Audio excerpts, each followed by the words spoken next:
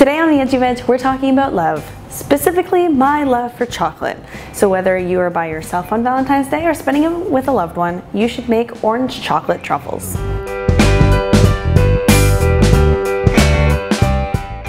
So the first thing you want to do is take 1 cup of walnuts or pecans, really any nut. I like walnuts because they're extra fatty, with a pinch of salt, because salt enhances all flavors and makes chocolate taste really, really good. Process that. You don't want it to turn into butter, you just want it to be like crumbs. Those are crumbs. Now what you want to add is 2 tablespoons of coconut butter. And this adds almost like a milk chocolate-like flavor and texture to your truffles.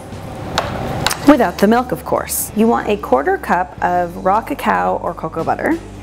Fair trade preferably.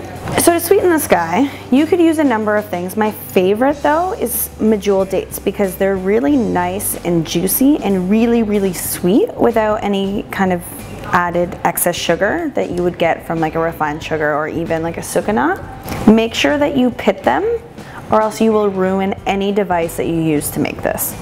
Some things are just meant to be together, like chocolate and vanilla. So you want to add about 1/2 teaspoon to a teaspoon of that to your truffles. So to get the orange flavor into our chocolate, we're going to use a combination of the rind as well as the juice, but you don't need a lot. This little 1/2 teaspoon will go a long way. And now we make good things happen. So start by pulsing it so things get mixed up well, and then you can just hit high until it turns into like a buttery, chocolatey paste. You ready?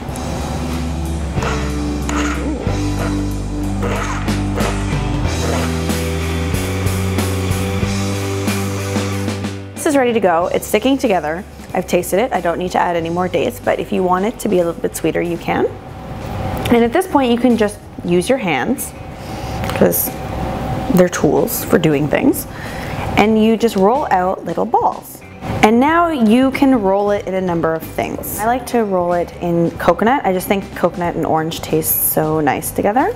Or you can roll it in salt, which is like my favorite thing ever. Get some fleur de sel or some pink Himalayan rock salt and roll it in there. It just brings out the flavor of the chocolate. It's so good. Or just garnish it with some salt, which always looks nice on display. If these are really, really sweet and you want to add a little bit of mild bitterness to it, you can actually roll it right in the cocoa. And this tastes really good. And it's like a traditional truffle that way. And there you have it. Raw vegan chocolates for yourself, if you're alone, or for your loved one. If you like this recipe, check out my Edgy Veg channel. You can click right there. Just click it and eat chocolate simultaneously. Subscribe if you love Valentine's Day.